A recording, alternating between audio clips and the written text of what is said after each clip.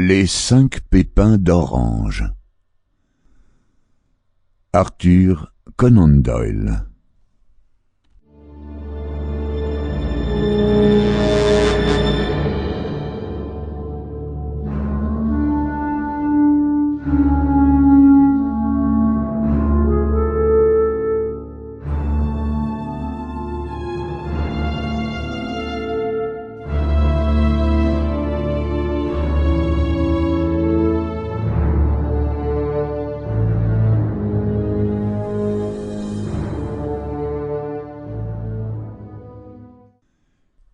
Quand je jette un coup d'œil sur les notes et les résumés qui ont trait aux enquêtes menées par Sherlock Holmes entre les années 82 et 90, j'en trouve tellement dont les caractéristiques sont à la fois étranges et intéressantes qu'il n'est pas facile de savoir lesquelles choisir et lesquelles omettre.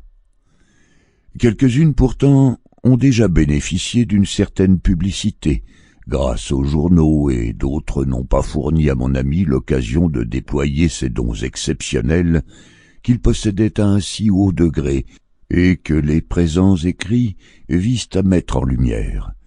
Et quelques-unes aussi ont mis en défaut l'habileté de son analyse et seraient, en tant que récits, des exposés sans conclusion.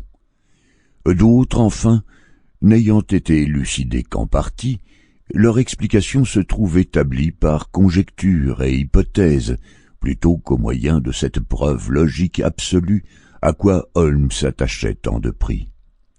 Parmi ces dernières, il en est pourtant une qui fut si remarquable en ses détails, si étonnante en ses résultats, que je cède à la tentation de la relater, bien que certaines des énigmes qu'elle pose n'aient jamais été résolues et, selon toute probabilité, ne le seront jamais entièrement. L'année 87 nous a procuré une longue série d'enquêtes d'intérêt variable, dont je conserve les résumés. Dans la nomenclature de cette année-là, je trouve une relation de l'entreprise de la chambre Paradol, un exposé concernant la société des mendiants amateurs, un cercle dont les locaux somptueux se trouvaient dans le sous-sol voûté d'un grand magasin d'ameublement. Des précisions sur la perte de la barque anglaise Sophie Anderson, sur les singulières aventures de Grace Pattersons aux îles d'Oufa, et enfin sur l'affaire des poissons de Camberwell. Au cours de cette enquête, Sample complete. Ready to continue?